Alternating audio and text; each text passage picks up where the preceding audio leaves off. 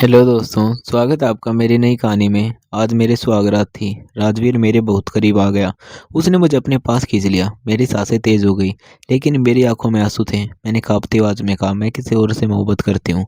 यह सुनते उसकी आंखों में गुस्सा साफ दिखाई देने लगा। उसने मुझे कसकर पकड़ लिया और कहा, इतना बड़ा धोखा। मेरे पति मेरे और भी पास आ गया और अपने शब्दों में नफरत जाहिर करने लगा, लेकिन मेरे दिल के जज्बात बेकाबू होने लगे। नफरत और मोहब्बत के बीच उलझी एक अजीब सी प्रेम कहानी। दोस्तों, ऐसी कहानियाँ सुनने के लिए चैनल को सब्सक्राइब करें।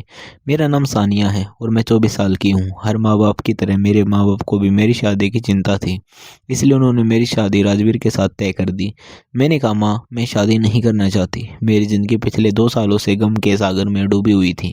जब भी मौका मिलता मैं फूट फूट कर रोने लगती थी। मैं राहुल से जान से भी ज़्यादा प्यार करती थी, लेकिन मेरा प्यार अधूरा रह गया। उसकी मोहब्बत पाने के लिए मैं हर पल तड़पती रहती थी। मैं खुद को एक कमरे में बंद करके रखती थी। मेरी अधूरी मोहब्बत की कहानी मुझे जीने नहीं देती थी। न मैं बाहर निकलती थी, न किसी से मिलती जुलती थी। मेरे घर वाले ने मुझे इस गम से बाहर निकालने के लिए बहुत कोशिश की, लेकिन मेरा दिल किसी से बात मानने को तैयार नहीं था। आखिरकार मेरे मम्मी पापा ने मेरी शादी तय कर दी। वे चाहते थे कि मैं इस दर्द से बाहर निकलकर एक नई ज़िंदगी शुरू करूं। मैं घर पर उदास बैठी थी, तभी राजवीर का कॉल आया। उसने कहा, सानिया मैं तुमसे मिलना चाहता हूँ, वह भी अकेले में, क्योंकि शादी से पहले एक दूसरे को जान लेना ज़रूरी है। मैंने यह बात अपनी मम्मी को बताई तो उन्होंने इजाज़त दे दी। वैसे तो हमारी यहाँ शादी से पहले ज़्यादा मेल जोल नहीं होता, लेकिन मेरी हालत सबको पता थी। पिछले 2 सालों में मैंने बहुत कुछ सहा था। इसी वजह से मेरे पापा खुद मुझे उस जगह छोड़ने आए। मेरे सारे दोस्त पीछे छूट चुके थे और मेरे घर वाले समझ चुके थे कि अगर ऐसा ही से चलता रहा तो मैं टूट जाऊंगी। मैंने भी सोचा कि एक बार राजवीर से मिल लेना चाहिए, क्योंकि 1 महीने बाद हमारी शादी की तारीख तय हो चुकी थी। मैं जानती थी कि यह बिना प्यार की शादी है, क्योंकि मेरा दिल आज भी राहुल के नाम पर ही धड़कता है। मैं सलवार कमीज पहनकर राजवीर से मिलने पहुंची। राजवीर ने कहा, तुम जींस टॉप नहीं पहनती। मुझे लगता है उसमें तुम और भी ज़्यादा अच्छी लगती हो। वह शायद आधुनिक सोच वाला लड़का था। मैंने कहा, कॉलेज में जींस टॉप पहनती थी, लेकिन अब आप मेरे होने वाले पति हैं, इसलिए माँ ने सलवार कमीज पहनने को कहा। उसने कहा, तुम जो चाहो पहन सकती हो, बस सहज और सलीके में रहना चाहिए। ये कहते हुए उसने हल्के से मेरा हाथ पकड़ लिया। जैसे ही राजवीर ने मेरा हाथ थामा, मेरे अंदर एक अजीब सी हलचल महसूस हुई। उसने कहा, चलो पार्क में थोड़ी देर टहलते हैं। शायद पूरे 2 साल बाद किसी ने मेरा हाथ थामा था और मुझे इंसानी अपनापन महसूस हुआ था। वह मैं भूल चुकी थी। मुझे राहुल की याद आने लगी, जिसके साथ मैं यूं ही हाथ पकड़कर घुमा करती थी। वह मेरी ज़िंदगी का कॉलेज के 3 साल हमने यूं ही मोहब्बत में बिता दिए थे। राहुल अक्सर मेरा हाथ थाम लेता था और कभी कभी अपने एहसास जाहिर करता था, और मैं उसके साथ पूरी तरह खो जाती थी। लेकिन आज मेरा हाथ थामने वाला शख्स राहुल नहीं बल्कि राजवीर था। बस यही चिंता मुझे खाए जा रही थी कि मैं उसे दिल कैसे दे पाऊंगी। राजवीर धीरे धीरे मैं आ रहे हाथ को थामे हुए था, उंगलियों से हल्की सी शरारत कर रहा था। मेरे अंदर एक अजीब सा एहसास घर करने लगा। मैं उसकी आंखों में देखने लगी और वह भी मुझे देखकर मुस्कुरा रहा था। शादी से पहले वह मुझसे 2-3 बार मिला था, कभी रेस्टोरेंट में तो कभी पार्क में। वह कहता था, मुझे घूमने फिरने का बहुत शौक है, शादी के बाद मैं तुम्हें बहुत घुमाऊंगा। वह अक्सर कहता, सानिया तुम बहुत खूबसूरत हो, मेरी तो किस्मत ही बदल जाएगी। इस तरह वह हमेशा मुझे अच्छी बातें करता था। उसने यह भी कहा कि शादी के बाद अगर मैं कुछ करना चाहूँ तो कर सकती हूँ। मैंने कहा, राजवीर मेरे भी कई सपने थे, पर मैं उन्हें पूरा नहीं कर पाई। उसने कहा, मैं तुम्हारा साथ दूंगा अपने सपनों को पूरा करने में। ऐसे ही बातों बातों में दिन बीत गए और मैं शादी करके राजवीर के घर आ गई। आज मेरी सुहागरात थी और मेरा दिल बहुत तेज धड़क रहा था। राजवीर से मैं अब तक दोस्त की हैसियत से ही मिली थी। मैंने ऐसे एक दोस्त माना था। प्यार एक ऐसी चीज़ है जो बार बार नहीं होती। अगर किसी से सच्चा प्यार हो जाए तो उसे बुलाना आसान नहीं होता। मैं राहुल की बनना चाहती थी, लेकिन आज मैं राजवीर की पत्नी बन चुकी थी। मुझे समझ नहीं आ रहा था कि बिना मन से जुड़े मैं किसी को कैसे अपनाऊं, जब तक वह मेरा दिल न जीत ले। मैं खुद को कैसे पूरी तरह सौंप दूं। रात हो चुकी थी। राजवीर मेरे कमरे में आया और दरवाज़ा बंद कर लिया। मुस्कुराता हुआ वह मेरे पास आ गया और मेरा हाथ थाम लिया। कहने लगा, आखिरकार वह पल आ गया जिसका मुझे बेसब्री से इंतज़ार था। कहते हुए मेरे करीब आ गया। उसके चेहरे पर मेरे लिए अपनापन साफ झलक रहा था। मैं उसकी सांसों की नज़दीकी महसूस करने लगी। उसने मेरा घूंघट उठाकर साइड में कर दिया। उसकी नज़र मुझ पर ठहर गई। वह हल्के से मुझे छूते हुए मेरा हाल पूछने लगा।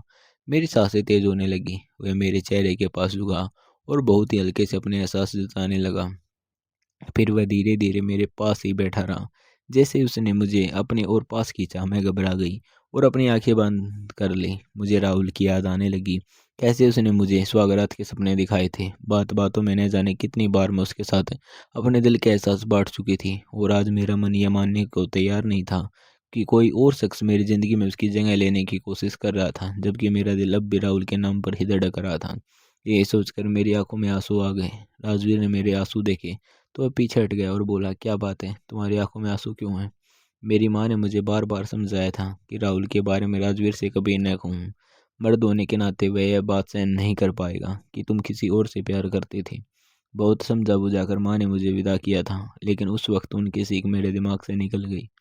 मैंने कह दिया, मैं किसी और से प्यार करती हूँ। ये सुनते ही राजवीर के चेहरे के भाव बदल गए। जिस चेहरे पर कभी अपनापन था, वहाँ अब सख्ती नजर आने लगी। उसकी आंखों में गुस्सा साफ झलक रहा था। उसने मुझे अपने करीब खींच लिया और कड़े शब्दों में बोला, इतना बड़ा धोखा। मेरी हालत बिगड़ने लगी, मेरी सांसें तेज हो गई। कुछ पल बाद उसने मुझे छोड़ दिया और अपने जगह जाकर लेट गया। मैं हक्का बक्का वहीं बैठी रही, सोचने लगी कि शायद मुझे माँ की बात मान लेनी चाहिए थी और यह सच्चाई छुपा लेनी चाहिए थी। मैं बहुत पहले से उसे सब बताना चाहती थी, क्योंकि जिसने मुझसे शादी का फैसला किया था उसे धोखे में नहीं रखना चाहती थी। लेकिन उसके बदले हुए चेहरे को देखकर मैं कुछ नहीं कह पाई। मैं भी वहीं लेट गई और सो गई। सुबह उठी तो देखा राजवीर कमरे में नहीं था। बाहर निकली तो मेरी सास मिली। बोली, राजवीर तो काम पर चला गया, उसने तो छुट्टी ली थी। जाने क्या हो गया। तुम बुरा मत मानो बेटा, शायद कोई ज़रूरी काम आ गया होगा। मैं समझ चुकी थी कि छुट्टी होने के बावजूद वह काम पर क्यों गया। दिन भर मैं अपने आप से जूझती रही। शाम हुई तो सास से इजाज़त लेकर मंदिर चली गई। वापस आई तो देखा राजवीर काम से लौट चुका था और चाय पी रहा था। मुझे देखते ही उसने गुस्से के से में मेरी तरफ देखा। मैं अपने कमरे में आ गई। थोड़ी देर बाद वह तेज़ी से कमरे में आया और दरवाज़ा बंद कर दिया। उसने सख्त आवाज़ में कहा, कहाँ गई थी तुम? मैं घबरा गई और बोली, मंदिर गई थी माँ जी से इजाज़त लेकर। उसने कहा, झूठ, सब झूठ। तुम जैसी औरत को मैं समझता हूँ। उसकी बात सुनकर मेरी आंखों में आंसू आ गए। मैं रोने लगी और बोली, राजवीर मुझ पर ऐसे इल्ज़ाम मत लगाओ। उसने कहा, तुम्हारे आंसुओं को मुझ पर कोई असर नहीं होगा। थोड़ी देर बाद वह कमरे से बाहर चला गया और मैं कांपती हुई वहीं खड़ी रह गई। उसकी बेरुखी ने मुझे बहुत ठेस पहुंचाई थी। अगले दिन वह काम पर चला गया। शाम को आकर बोला, माँ मैं दुबई जा रहा हूँ, वहाँ 3 महीने का काम है। सास ये सुनकर हैरान रह गई। बोली, बेटा अभी अभी शादी हुई है, नई बहू को छोड़कर कैसे जा सकता है? उन्होंने कहा कि बहू को भी साथ ले जाओ, दोनों का समय अच्छा बीतेगा। माँ के सामने मैं कुछ नहीं कह सका, लेकिन कमरे में आकर मुझसे बोला, मैं तुमसे दूर रहने के लिए ही जा रहा हूँ। मैं बेड पर बैठी उसे देखते रही। वह मेरे पास आया और बोला, तुम्हें देखकर मुझे बार बार वही बात याद आती है। उसकी आवाज़ में दर्द था। मैंने कहा, राजवीर मुझे भी तकलीफ़ होती है। यह सुनकर वह थोड़ी देर चुप रहा, फिर बोला, मुझे भी दर्द होता है, लेकिन तुम समझ नहीं पाओगी। उसकी आंखों में नमी आ गई और वह बाहर चला गया। उसकी यह बुए रुखी मुझे अंदर से तोड़ने लगी। उसने पूरी बात समझने की कोशिश भी नहीं की। मैं तो बस अपना गम बांटना चाहती थी, लेकिन उसकी नाराज़गी मुझसे सहन नहीं हो रही थी। रात को वह कमरे में सोने आया। मैं उसकी ओर देख रही थी। वह कपड़े बदल रहा था। वह वाकई बहुत आकर्षक था। अचानक उसकी नज़र मुझ पर पड़ी। उसने पूछा, क्या देख रही हो? मैं घबरा गई और बोली, कुछ नहीं। वह बोला, मैं समझता हूँ। मैंने कहा, आप बहुत हैंडसम है। मेरी बात सुनकर वह कुछ पल चुप रहा, फिर बोला, आज बहुत थकान है, पैरों में दर्द हो रहा है, थोड़ा दबा दोगी? मैं धीरे धीरे उसके पैरों की मालिश करने लगी। उसे आराम मिलने लगा। फिर बोला, पीठ भी दबा दो। मैं नर्म हाथों से उसकी पीठ दबाने लगी। वह बोला, तुम बहुत अच्छा मसाज करती हो।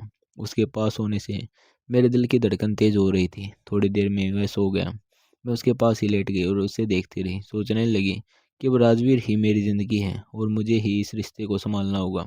उस रात मुझे नींद नहीं आई। करीब 2 बजे मैं बाहर आकर खुले आंगन में बैठ गई। ठंडी हवा में सांस लेते हुए मुझे एहसास हुआ कि मेरी ज़िंदगी कितनी उलझन चुकी है। अचानक किसी ने मेरे कंधे पर हाथ रखा। मैं बहुत घबरा गई। मैंने कहा, कौन है?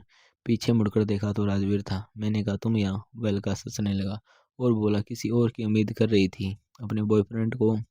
उसके चेहरे पर गुस्सा और नफरत साफ दिखाई दे रही थी। अब मुझसे भी सहन नहीं हुआ। मैंने कहा, तुम बिना सोचे समझे मेरे बारे में ऐसी बात कैसे कह सकते हो?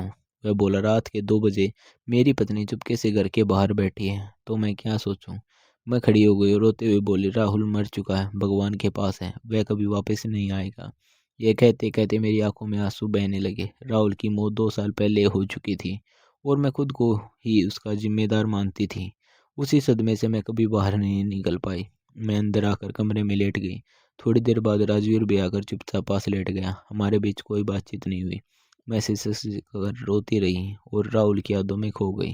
कॉलेज खत्म होने के बाद राहुल ने नौकरी शुरू की थी। उसने मुझसे वादा किया था कि 1 साल में शादी करेगा। 6 महीने बाद उसने बताया कि उसे दुबई में काम का ऑफर मिला है। मैं रोने लगी और उससे लिपट गई। उसने कहा, मैं तुम्हारे लिए ही जा रहा हूँ ताकि तुम्हें खुश रख सकूँ। हम वीडियो कॉल पर बात करते रहे। 6 महीने बाद वह मुझसे मिलने भारत आने वाला था, लेकिन वह नहीं आया। एयरपोर्ट जाते समय उसका एक्सीडेंट हो गया था। उसकी मौत की खबर ने मुझे तोड़ दिया। मैं खुद को दोषी मानने लगी कि अगर मैंने उसे बुलाया न होता तो शायद वह जिंदा होता। उसी रात राजवीर ने मेरे कंधे पर हाथ रखा और बोला, इतना मत रो, सो जाओ, जल्दी हमें दुबई जाना है। मैं उसकी आंखों में देखने लगी। आंसू पोंछकर मैंने पूछा, क्या आप मुझे भी साथ लेकर जाएंगे? मैं बोला, तुम्हें छोड़कर मैं कहाँ जाऊँगा। जाने मुझे क्या हो गया। मैं उससे लिपट गई और राहुल की पूरी कहानी उससे बता दी। वह शांत रहा और सब सुनता रहा। उसने राहुल की तस्वीर देखी और कहा, अब सो जाओ, रात बहुत हो चुकी है। धीरे धीरे वह दुबई जाने की तैयारी करने लगा। हमारे बीच अब भी दूरी थी। वह मेरा ख्याल रखता था, लेकिन ज़्यादा नज़दीक नहीं आता था। दुबई आए 3 दिन हो चुके थे। एक दिन वह बहुत परेशान होकर घर आया। मैंने घबरा कर पूछा, क्या हुआ? बाहर तेज बारिश हो रही थी। उसने मेरे हाथों में एक लिफाफा रखा। उसमें एक पता था। उसने कहा, राहुल जिंदा है। मुझे अपने कानों पर यकीन नहीं हुआ। उसने कहा, वह इसी पते पर रहता है। मेरी आंखों में आंसू बहने लगे। राजवीर ने मेरा हाथ थाम लिया और बोला, चलो मैं तुम्हें वहां ले चलता हूँ। रास्ते भर मेरे दिल में उथल पुथल मची रही। घर के सामने पहुंचकर उसने कहा, यही है। मैंने दरवाज़ा खटखटाया। सामने राहुल खड़ा था। मुझे देखकर वह हैरान रह गया। वह बोला, सानिया, मुझे माफ़ कर दो। वह अपनी सफाई देने लगा, लेकिन मेरे दिल में उसके लिए कुछ भी नहीं बचा था। जब उसने मुझे छूने की कोशिश की, मैंने पीछे हटते हुए कहा, तुमने मेरे साथ बहुत बड़ा धोखा किया है। तुम्हें मुझे छूने का कोई हक नहीं है। तभी राजवीर वहां आ गया और सख्त आवाज में बोला, उसकी मर्जी के बिना उसे हाथ लगाने की हिम्मत कैसे की? मैं राजवीर के पीछे आकर खड़ी हो गई और बोली, मुझे यहाँ से ले चलो। अब मुझे इससे कोई रिश्ता नहीं चाहिए। राजवीर ने प्यार से मेरा हाथ थाम लिया। बारिश में भीगते हुए उसने मुझे अपने पास रखा और कहा, अब सब ठीक हो जाएगा। मैंने कहा, तुमने मुझे जीने की नई वजह दी है। उसने कहा, अब तुम्हें कभी अकेला नहीं छोड़ूंगा। हम दोनों साथ लौट आए। राहुल वहीं खड़ा रह गया। कई लोगों की सच्ची मोहब्बत नहीं मिलती, और जिन्हें मिल जाती है वे उसकी कदर नहीं करते। तो दोस्तों, आपको हमारी ये कहानी कैसी लगी, हमें कमेंट करके ज़रूर बताना। अगर अच्छी लगी हो तो हमारे चैनल को सब्सक्राइब ज़रूर कर लें दोस्तों, क्योंकि हमारे चैनल पर अच्छी अच्छी कहानी आती रहती हैं।